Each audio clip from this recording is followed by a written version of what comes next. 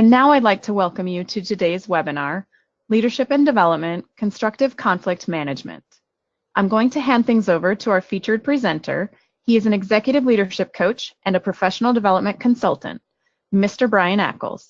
Brian, you now have the floor. Kara, thank you so much, and thank you everybody for joining on this these final few days before the Christmas break. Kind of an interesting topic to bring up in December about conflict and conflict management, but this time of year stresses can tend to run a little bit high, so it is actually strangely appropriate. So let's jump into this and talk about what we're going to be discussing for the next little while. So what the goal of this webinar is to introduce you to ways to identify and manage sources of conflict, create an effective strategy to deal with conflict. We'll look at a process to manage conflict situations and how you can go from identifying conflict to conflict resolution. And we'll spend a fair bit of time talking about civility in the workplace. And it will become evident as to why this is important as we move through. So let's start off by looking at conflict. What causes conflict in the workplace? Well, there's always the issue of people. We work in various sizes of organizations. Various different people work in. They come from, your colleagues all come from different backgrounds. Not everybody gets along with everybody else. That's just a basic human truth. So there are bound to be some personality clashes that occur, and how those are handled really depends on the person, and we'll talk a bit more about that later. Certainly, stress plays a huge role in interpersonal issues. The more stressed people get, the more it changes their behavior, and this is always true when you get to the ends of projects, the ends of major deliveries, when you're push for timelines. This time of year is pretty typical for increased stress in businesses. An organization that I work very closely with, my day job, if you will, we're fiscal year end at the end of December. So our finance department has a lot of stress on them to make sure that purchase orders are out, that our procurements are done, that payroll is done over Christmas, our last pay period ends, our last payday is on the 28th of December this year. So there's a huge amount of stress on them. There's a number of big programs of work that we're working on that are coming to fruition that have to be ready for January 2nd. So that's right after the new year, and there's no time between now and then to get stuff done. So I've got a lot of people working and scrambling to get some technology in place by the end of this week, and it raises people's stress levels. So, as an organization and as part of a management team within this organization, we're working very hard to help others deal with stress in this situation. But it comes up in the way people speak and the way that they interact with each other. There's also cultural differences. And again, cultural differences can be somewhat exaggerated by the time of year. And as again, we're approaching into the holiday season, and the holidays are celebrated by different groups of people in different ways. So that can cause some stress, and those cultural differences can cause stress and can cause conflict between people. Then there's the organizational side, and the organizational issues that cause conflict. So issues with management. If management is acting in a way that is detrimental to what people feel is the right thing to do, if their management style changes and they're becoming maybe more autocratic and maybe more dictatorial than they have in the past, maybe they're suffering from stress, and that's what's coming from them. Policies and procedures can certainly be an area of conflict, especially when those policy and procedures change unexpectedly, or change without consultation, or change without a good change management process in place. Certainly workload is a huge cause of conflict within organizations, and not just too much work, but an unbalanced workload within a workplace. So if there's some groups and there's some people that are working extraordinary hours, 50, 60, 70 hours a week, and you've got groups in similar situations, but they're only working a normal work week, And that can cause some conflict between those two groups. Why are we working so hard? Why is this group not having to work as hard? So all of these things, and there's many, many, many more, but these are just some of the more common causes of conflict within organizations. Now we talk about conflict, and the first thing that comes to mind is that conflict is bad. Well, conflict is reality, so it's going to happen. You're not going to have a workplace without conflict, without some type of conflict. But there are actually some positive benefits to conflict. When a conflict situation arises, and when people work through and they deal with they deal with the conflict, and they deal with the issues, and they come to some kind of resolution, it allows people to become aware of somebody else's perspective, other people's perspective, and gain a view to how the goals of the organization can be best achieved by working together. Teams that have gone through conflict and where it's been appropriately managed and there's an appropriate resolution, tend to have a renewed sense of purpose. And their ability to work together actually increases. And there's a model called the Tuckman model, which we've heard a number of times, called forming, storming, norming, and performing. When teams get to a point where they're performing, but then conflict, they tend to jump back a stage. So if it's forming, storming, norming, so they might jump back to the storming stage and have to fight amongst themselves. But then once it's resolved, their ability to work together can push them into norming, and then into performing, at even greater levels than they were in the past. And conflict between individuals helps them understand more, and again, successful resolution of conflict helps them gain a sense of what's more important. It helps them focus clearly on what their work is supposed to be. One of the other causes of conflict, of course, is stepping over your bounds and stepping into somebody else's territory. And having that sorted out and having that resolved can really invigorate people to understand that this is what I'm supposed to be doing, and this is how I'm supposed to be helping somebody else, not doing their job for them. So there are some real positive benefits here. The challenge, of course, is unresolved conflict. So what happens if you ignore it? You're a manager, you see conflict in your team, you see conflict in the organization, and you don't do anything about it. Well, productivity is going to suffer. And that's just a reality, because people are going to spend more time worrying about the conflict, fighting for their position, wondering why management isn't doing something about this, and maybe they're just thinking the management doesn't care. And if it starts getting to that point, you're going to start seeing more employee turnover in an organization. People will leave and people will find work somewhere else. And that does reflect very badly on management. The city that I live in right now on the West Coast, we're at pretty much of an all-time high of employment. They're actually using the word full employment. We're in a full employment economy. So right now we're seeing a lot of people able to move around. So if there's an organization which has a lot of unresolved conflict, people are going to leave that organization because they know they can get work somewhere else.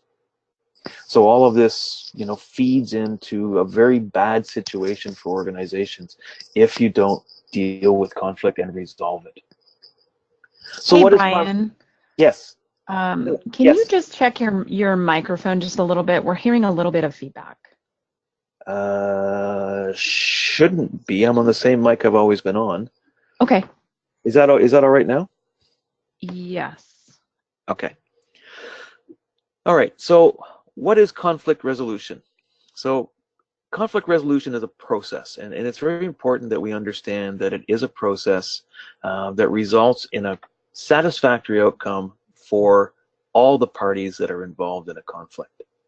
So ideally, resolution should be as a result of a collaborative agreement between the people that are having the conflict, or between the groups of people that are having a conflict. And collaboration is always going to be the best way of looking at this. And we're going to talk more about strategies, and this is really what this slide is going to come down to, is the strategies you can use to deal with conflict. But we'll get towards that more near the end of the webinar. So let's talk about the process and what a conflict resolution process really is. So having a process helps people focus on discrete steps that they can take to deal with something in a way which is repeatable. Conflict resolution is not something which you should do in an ad hoc manner, because it's very easy to miss a step. It's very easy to go off track. And in conflict situations, emotions can be running quite high. So it's really important that we have a process.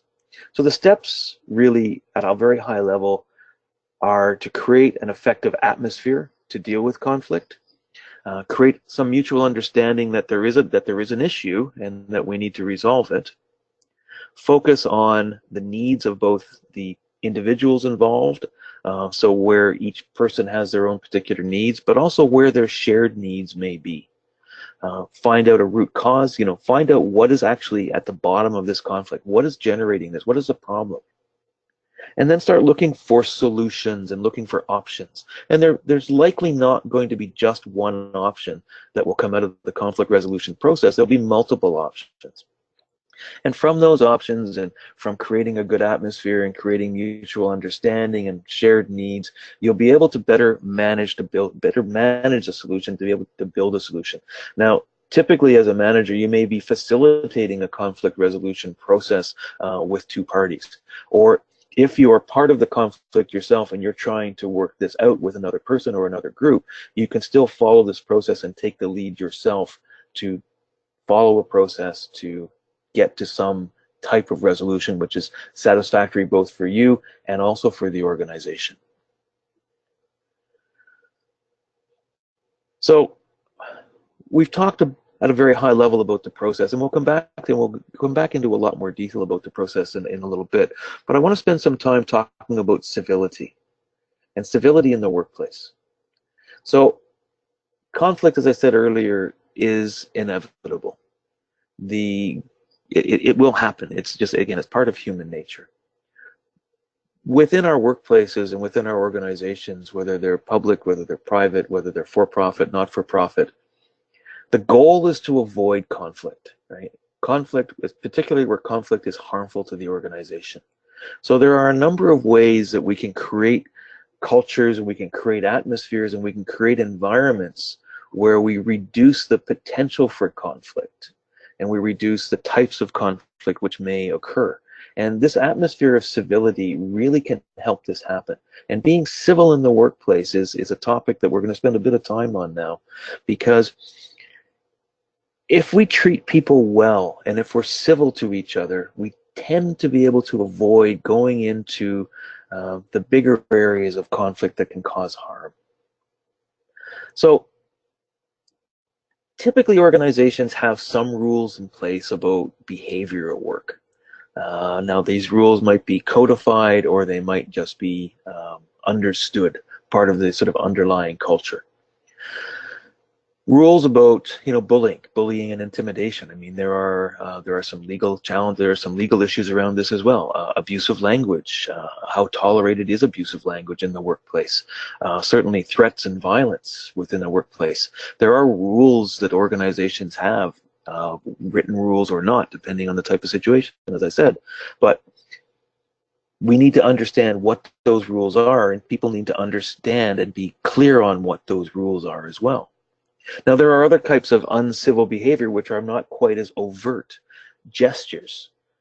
And this is where cultural sensitivity comes into play as well.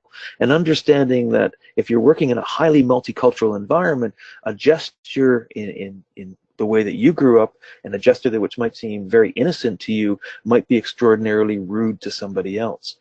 So if you see somebody get very upset at a gesture that you're making, that you seem as innocent, you might want to have a chat with them, talk to this person and find out, have I offended you in some way? Did my gesture upset you? And I apologize. I find out what the cause is. Poor email and telephone management issues. Certainly poor email. Being abrupt on an email, not sending out an email which is abusive, sending out emails which are unhelpful, if you will, certainly sending out email which is inappropriate for the workplace, and I won't go further into that. but phone management as well. How do you answer the phone? Do you answer the phone? Do you not answer the phone from some people because you don't want to talk to them? What do you say when you answer the phone? Your manner in how you project and how people perceive you. I've been answering my business phone and my personal phone pretty much the same way for likely most of my professional career. And I simply say this: "Hi, this is Brian Ackles. How can I help you?" And that to me is how I answer the phone. People expect that. Other forms of uncivil behavior, though, and this is insidious, is being late or tardiness. Not showing up to meetings, not showing up on time to meetings, walking in 4 or 5 minutes late after the meeting has started, disrupting what's going on, settling down, shuffling papers, opening your laptop, or even being in a meeting and opening your laptop and continuing to work while you're in the meeting instead of paying attention. So these are types of uncivil behaviors which can cause resentment, which can cause conflict within an organization. And we need to try and get a handle on dealing with these behaviors and managing these behaviors. So, why do we want to be civil? Well, again, we can't escape people unless you work for yourself online and don't deal with anybody else. You're going to be dealing with people. But even in that case where you're working for yourself, you still have to deal with someone who's paying the bills. You're still going to have a customer. We are linked to our coworkers, we are linked to our management, we are linked to our suppliers, we are linked to everybody in this world. I had a lunch meeting yesterday that with a colleague who I've only ever worked with on the phone, and we decided to get together for a Christmas lunch. Now, I don't know what this guy looked like, so I got to the restaurant and I'm sitting in the bar waiting for this guy to show up, and I'm going, even if he does show up, I have no idea who he is. So what do? I go right onto LinkedIn, pull up his profile, pull up a picture of him, and yeah, he walks in the door and I know who he is. I can stand up and greet him and introduce myself. Now, he'd done the same thing to me, so we walked right over because he saw my picture on LinkedIn as well. But that's that highly connected world. We've got access to people and information, which means that we also rely on people's goodwill and trust. So if I'm looking at somebody in LinkedIn, or if I'm looking them up through other social media, why am I doing that? Am I doing it for a business reason, or am I trolling them? Am I trying to find some dirt on them that I might want to use? Now, personally, I don't do that kind of thing, but others might. And again, we're dealing in a very interconnected world. Everybody is linked to everybody else. And in order for this to work in a business context, we need to be civil with each other, both in person and online. And we see some of the implications of that with our kids when we look at cyberbullying and the challenges we have with cyberbullying now, where people are attacked anonymously through their peers at school. Well, that's really no different than attacking somebody at work through cyberspace. And it's, again, something we need to be civil about. We need to be civil with each other online. So some of the advantage of dealing with difficult people, or being civil with people, really, is that it is a huge advantage when you're dealing with difficult people and difficult personalities. We all deal with people who, quite frankly, we just don't get on well with. We don't get along with them. But how do we do that? We do that by being civil with them. We do it by not allowing them to push our buttons. Right? So by being civil, by being courteous with people, we set a stage for creating a really good and effective communication environment. And we reduce the potential for conflict.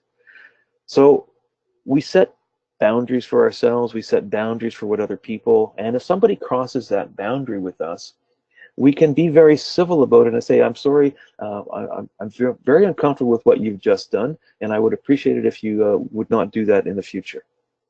And that's a very civil response to something which may be a boundary which somebody has crossed with you.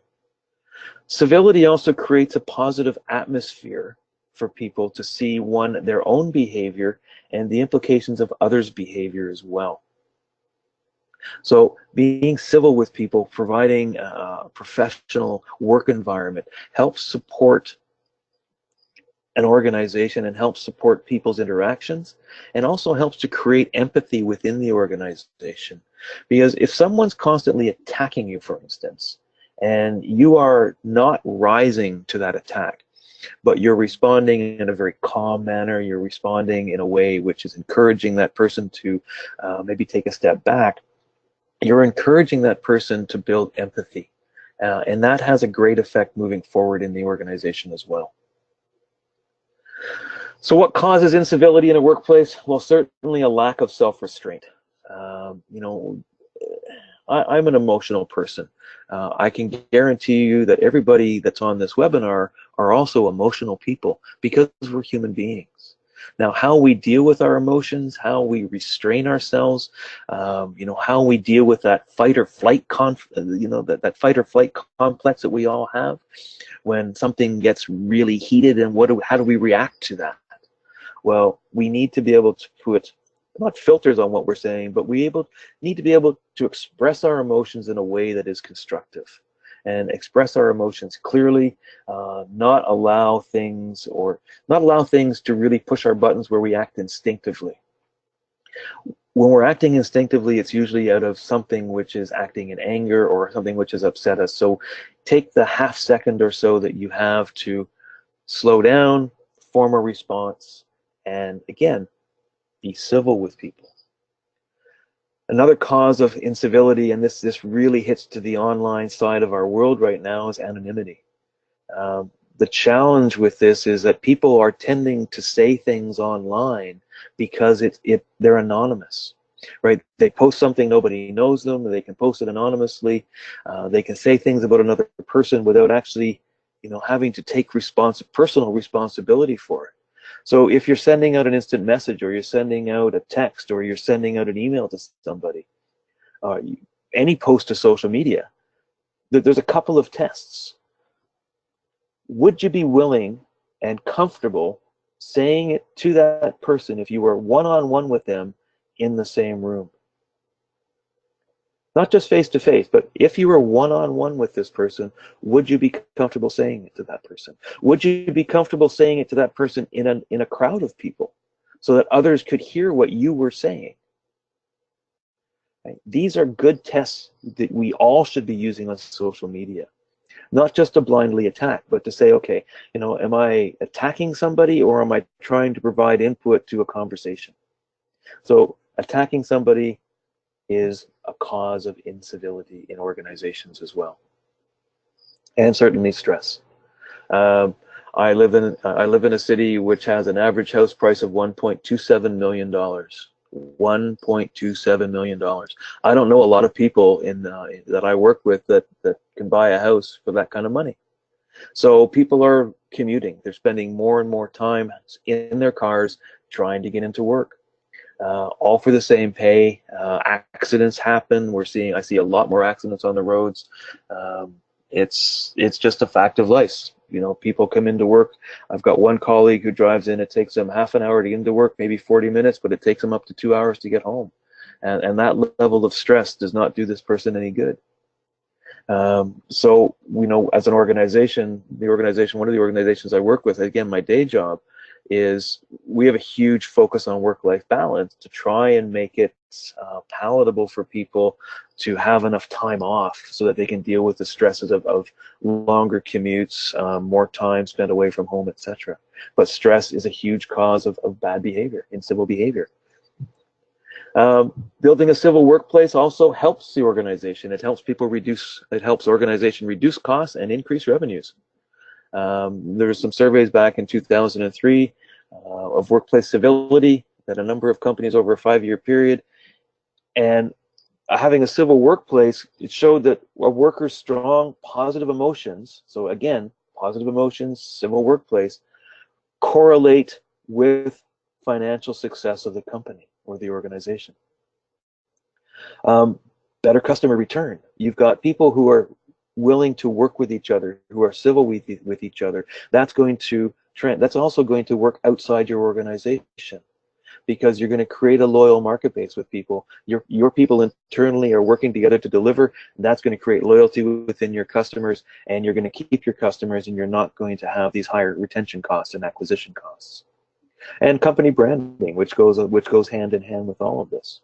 So if you're a good company to work with, you're a good company, you're seen as a good company, that's a good brand. That's a good thing to have, and that's the best advertising you can get. Oh yeah, I know that company. They're really great to work with. That's the strongest thing that any customer can say for you. They said, oh, they're great to work with. Well, maybe I'll give them a call. Maybe they can help me too. So there is rewards for civility as well. So how do we maintain civil behavior in a workplace? Well, again, we come back to creating, communicating, and also enforcing policies on civil behavior. And we'll talk a bit more about this point in a minute. When we're hiring people, we're trying to screen people for tendencies towards uncivil behavior. And quite frankly, when I'm hiring people, I type their name into Google and see what comes up online. And, you know, some people might say, well, you're trolling them. No, I'm trying to find out what type of person they are. And if there's something, if they have a history of really abusive online and social media habits, I'll still have a chat with them. I'll still talk to them, but I'll find out why. I won't discount them necessarily for that. But when I'm hiring people, I'm hiring them for cultural fit. They need to fit within the organization. And again, the day job that I have is a fairly unique organization. And cultural fit is really important. As long as people have the basic talent and the basic skills to do the job, I can train them to the nuances of what I need them to do, as long as they fit within the organization. And you know, most organizations now are looking at cultural fit as really the basic requirement to get somebody in the door. Especially in technology, there's a lot of really good technology people out there, but if they don't fit within an organization, then it's not going to work in the longer term. Maintaining civil behavior is also about continuous education, and it's also about formal training on civility. How do we train people to be civil? What does it actually mean? How do you train people to deal with difficult conversations with coworkers? How do you train people to deal with situations where a boundary has been crossed? Part of the training is when you get older. I think we get better at this with age. I know that either I'm getting better at it with age, or I'm practicing it more as I deal with more and more people. But it is something you can train people on. Look and practice self-assessments, and also ask other people for their opinions on how you're dealing with others. How do they see your actions? How do they see your interactions with people? Do they see you as being a civil person? And do they see that you basically practice what you're trying to preach? And increase accountability and transparency in the company and in the organization. So if people say something, they need to be held to account for what they said. If they've done something, they need to be held to account for what they've done, both positive and negative. And then the organization needs to be transparent. So if there's a lot of secrets and there's a lot of things that are being kept from employees or kept from staff or kept from management, that doesn't bode well for an organization, because it's creating an atmosphere where people aren't quite sure of what's going on. Now, there's always going to be some information, of course, that cannot be shared because of the sensitive nature of business, etc. But you know, transparency about operations, transparency about strategy, transparency about, you know, where the company is going, how things are performing, how people are performing. All of this helps to maintain and promote civil behavior in an organization. And again, remember, what we're talking about civil behavior here, the more civil behavior we have in an organization, the more likely we're going to be able to avoid conflict from happening, because that is the bottom line of what we're trying to deal with here, is conflict management. But it comes back to how people work together and how they deal with each other. So if you don't have a civility policy within your organization, I would urge you to create one. And it doesn't have to be a massively complex process document. But if you have a policy manual, then you reduce the potential for misunderstanding about what is civil behavior and what is unacceptable or uncivil behavior. So write it down, put it in a policy manual. if you're starting from scratch and you're creating a civility manual, or you're creating a policy manual, you start off by defining basic principles. So start off with even if you're with a group of HR professionals or a group of managers working together, then look at what you're trying to do. So, we want to talk about behaviors, we want to talk about language, we want to talk about gestures, we want to talk about cultural differences, etc. And the policy should be specific about what an unacceptable behavior is. And there needs to be measures that are put in place about those behaviors. So the example given here is about racial slurs in the workplace. And the measure is at a single instance of a racial slur in the workplace is grounds for disciplinary action. And that is the first part of documenting what's in the policy manual. A single instance, so it's measurable, of a racial slur in the workplace is ground for disciplinary action. Now, hopefully you won't have to get down to the minutia to define what a racial slur is. It may be that you will have to, depending on the organization, but you'll also need to define what those disciplinary actions are, and we'll touch more on this in a minute. The thing with unacceptable behavior, though, you need to be able to observe it, and you have to be able to measure it. So, as the slide says, thinking hateful thoughts is not a behavior. And it's not something that you can put in a policy. How can you tell what somebody is thinking? And if somebody says, "Oh no, I can tell what you're thinking," no, they can't, and not unless they're the single unique instance of documented extrasensory perception that's out there in the world. It needs to be measurable and it needs to be observable, and that's what a behavior is. So define what the consequences are. So if you breach the behavior, right, a single instance of a racial slur is subject to disciplinary action. What is the disciplinary action that will result as a breach of that policy within the organization? So they can be a simple reprimand. It can be sensitivity training. That might be appropriate. And for a single instance, now what happens if they repeat? So what is the escalation process if there's another instance of this particular behavior? Would it be up to and including dismissal possibly? And that depends on your organization, it depends on your structure, depends on your union environment, depends on management, depends on many potential areas. But the challenge is you have to document this. What is the escalation policy? And you need to stick and implement the escalation policy fairly across the organization. You can't be seen to be, giving somebody a pass and then punishing somebody else for the same behavior. So it needs to be fair and it needs to be equitable as well. Now, of course, when you're defining the escalation process and you're defining the consequences, all of this must abide by any local laws and regulations that you have to deal with wherever you're located, whatever country, whatever state, province, whatever. So always be sure to have the check and balance with that, and this is critical, because the last thing you want to do is get sued for something which is actually against the law in terms of a breach or a consequence of a policy. All right, so that's the issue around civility, and I'm hoping that you can make the connection that the more civil we are in the workplace, the less likely we're going to have to actually implement a conflict resolution process. But it will happen, and it will still happen. So there's a 6-step process which I'm going to touch on and identify. We'll talk about each of these in turn, about creating an effective atmosphere, create mutual understanding, focus on individual shared needs, get to the root cause, generate options, and build a solution. We'll touch on these a little bit in the remaining time that we've got. So create an effective atmosphere. We want to create a positive atmosphere where we can turn negative energy into something which is a problem-solving force. And this creates a very strong beginning for a resolution. So how do you create an effective atmosphere?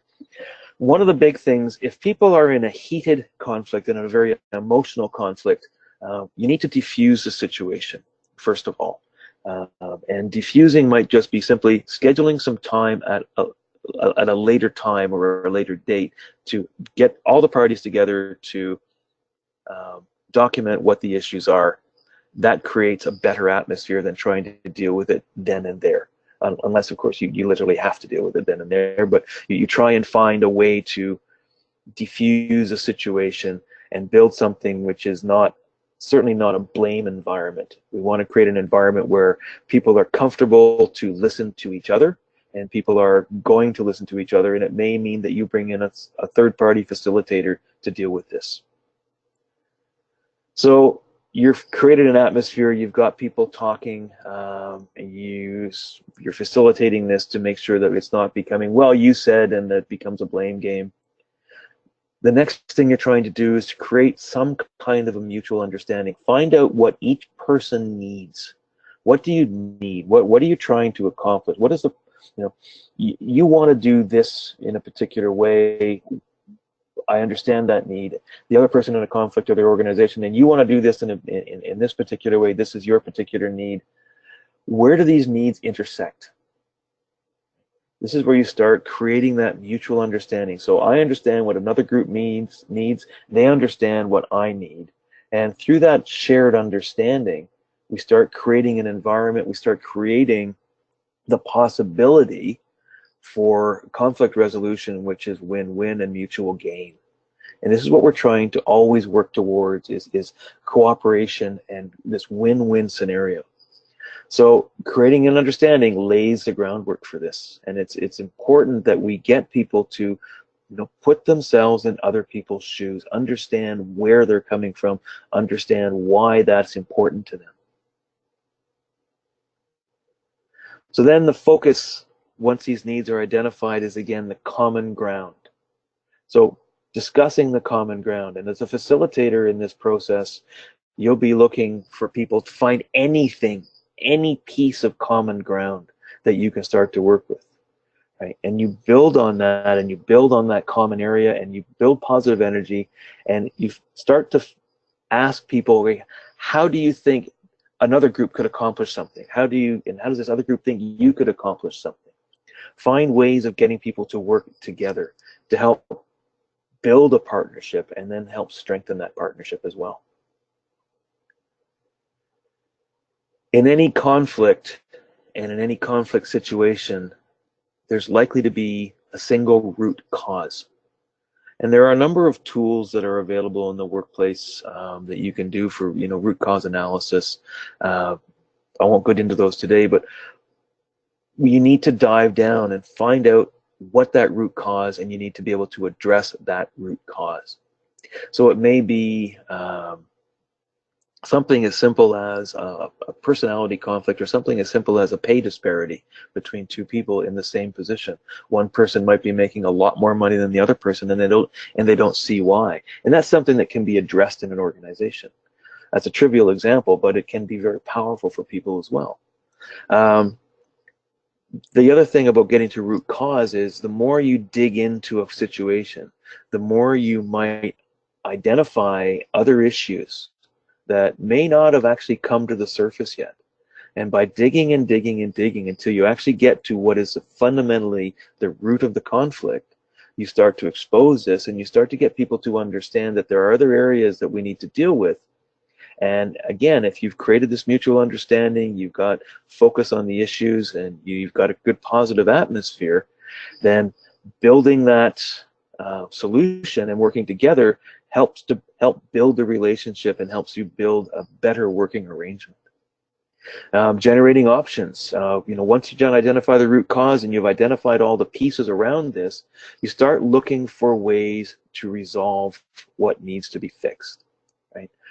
What are all the options? And you're not just focusing on quality of options, focus on a ton of options. What are every possible thing we could do to address this conflict? Every possible thing we could do to deal with this issue and get it resolved. So that's just purely generating options. So this is a typical brainstorming exercise.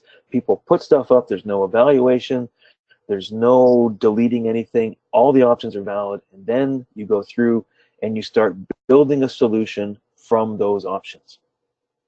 So you build a solution that requires that First of all, you need to know what the criteria for the solution is. So again, you're going back to, what is the understanding, what are the individual needs, what are the options, and you start shortlisting those options to find something suitable for the people involved, but also suitable for the organization and suitable for your customers, right? Because you always have to take this back to, who are we there to service? We're there to service our customers.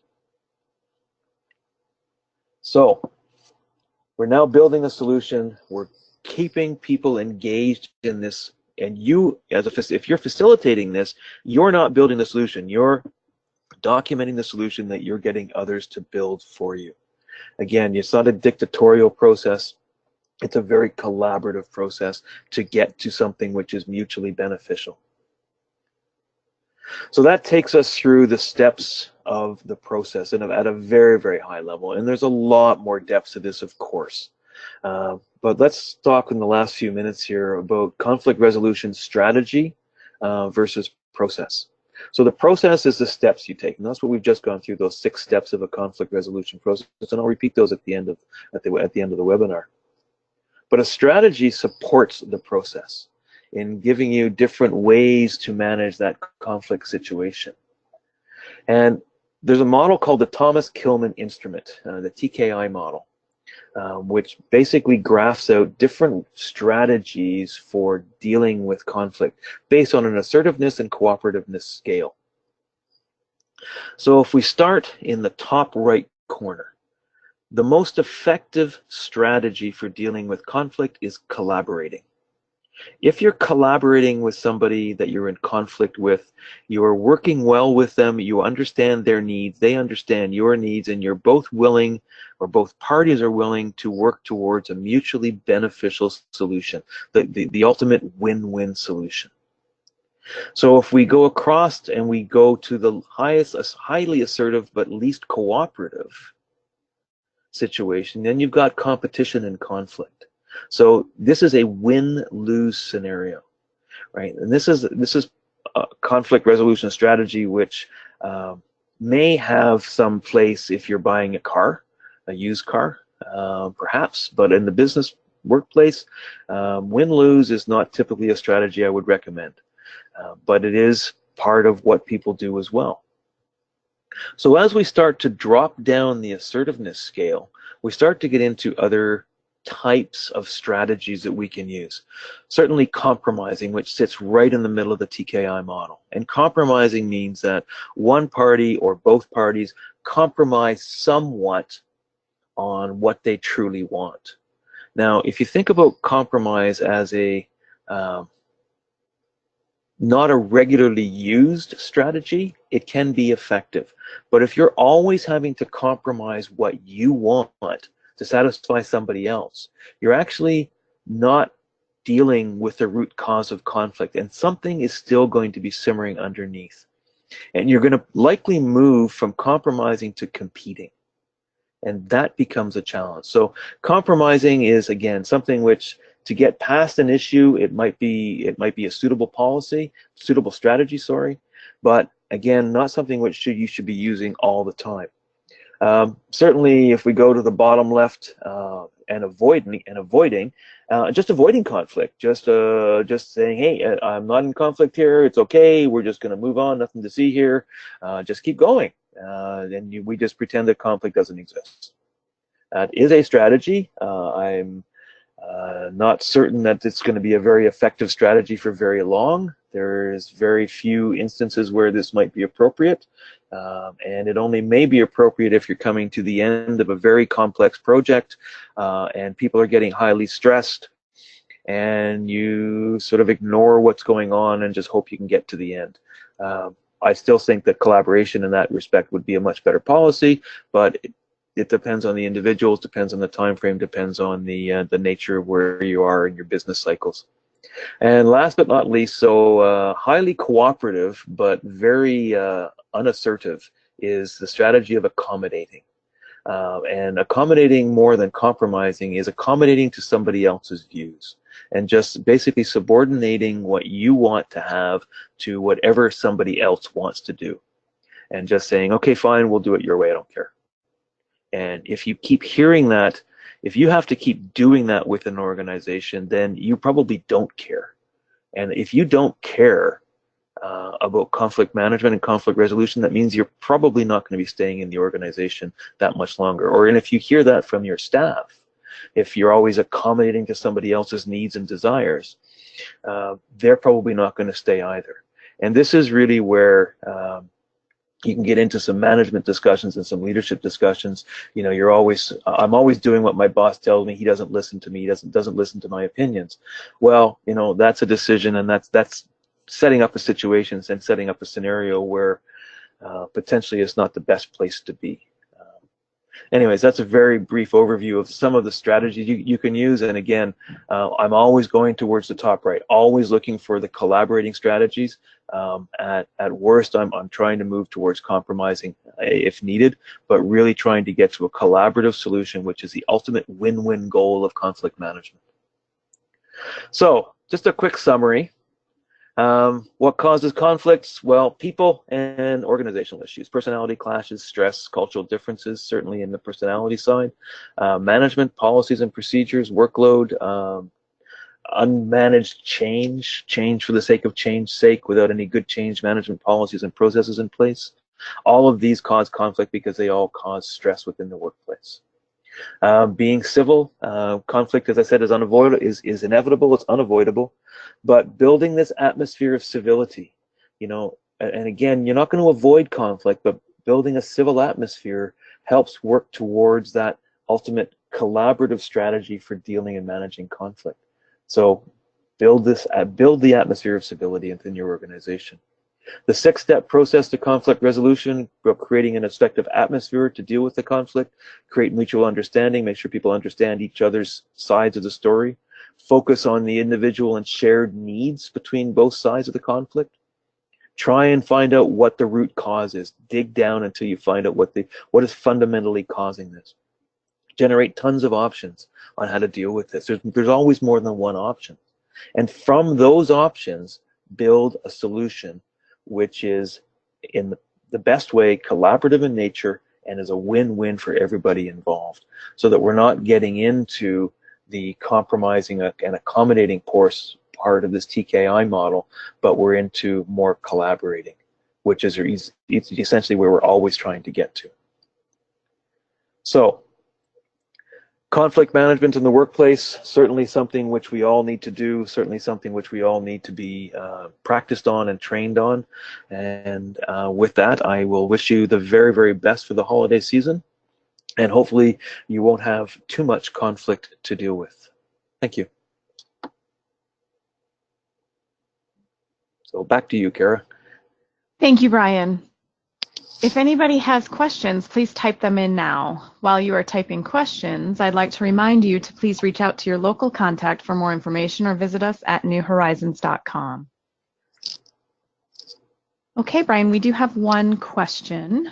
Okay. How do you manage an individual and his or her interaction with coworkers when they tend to stir up trouble constantly?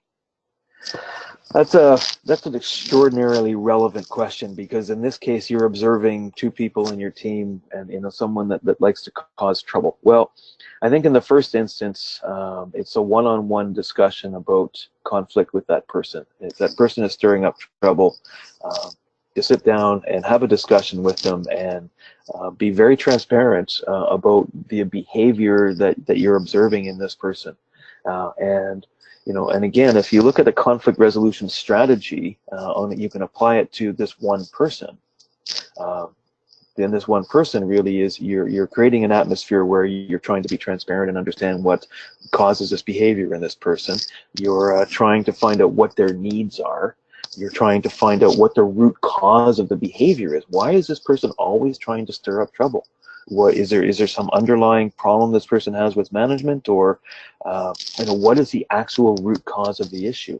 Find ways of trying to address it with this person. And again, coming up with options about how behaviors need to be changed, and come to some agreed on solution to this. So we can always fall back on this process and modify it to deal with an individual as well. And I think really the biggest part in this case when dealing with observed behavior is trying to find out the root cause of it, because that could actually, again, open up a lot more information that may be hidden or maybe simmering below the surface within the team. Thank you, Brian. We have a couple more. How do you handle a lazy coworker that does not pull their own weight and their customers contact myself to take care of things for them that the lazy coworker should be handling? It adds stress to me trying to get my own workload done, let alone working on a coworker's project because they're not available or have disappeared.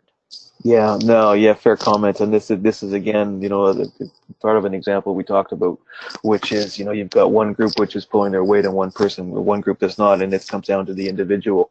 And this is again a source of conflict. So if this is happening, this should be escalated to your manager to deal with. But again, if you're escalating a conflict to your manager, what you're trying to present is facts. And you need to be very clear and very emotionally intelligent with yourself to say, okay, these are the facts of what I believe have happened or what I am seeing happen. These are what I'm hearing from the customer, and I would have that discussion first one-on-one with the manager, and and allow your manager leader to explore this, to find out what's going on. And at that point, it's really incumbent on them to deal with your colleague and deal with your coworker to find out, again, what the root cause of their behavior is, and also put in place performance management tools to change that behavior. It's really difficult for you to deal with that situation one-on-one if you're both at the same level. It really needs to have a management presence or a leadership presence or a facilitation presence anyways, which typically in organizations would go to the manager or leader of the organization. Thank you, Brian. A couple more. How do you break down someone who starts off a meeting on a hostile note, talking in a sarcastic manner, making up obstacles, things like that? Yeah, that's an interesting question. I've been in meetings, and I'll speak from personal experience on this, where situations like that have happened. People come into a meeting and they're hot. They're just generally hot under the collar. They start off by blaming people, blaming situations, and everything is about how wrong it is and how bad it is. If I'm in those meetings, I will stop. I will actually interrupt the person. I will stop them respectfully if I can, and I will just remind them that we're in a meeting to resolve issues, to discuss a particular agenda, discuss a particular problem, a particular challenge with the customer, and we should be looking at this from a perspective of how do we make this work together rather than just attacking people. And if that's not going to work, then I'm sorry, I'm going to excuse myself from the meeting. And when you want to talk about something constructively, let me know, and I'll be happy to work with you.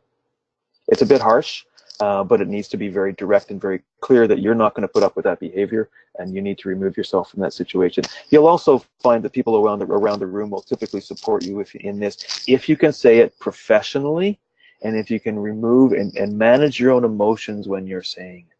And that's something which you need to be quite cautious with on that particular situation as well. Thank you, Brian. And we have just one more that I just lost. Basically, it was, is it a good idea to take somebody to lunch to understand the root cause of a problem? Could be. I can't say yes or no to that. Really, it depends on the situation. But it's again, if you're trying to create an atmosphere, and again, if you get down to the first step of a conflict resolution process, moving to a neutral situation, take them out for lunch somewhere where you can have a good chat outside of the office environment, situationally dependent, but yeah, it could work. Yeah. All right, I think that is all we have for today. Thank you so much, Brian, and thank you everybody for attending. It's been my absolute pleasure, Kara. Thank you. Thanks.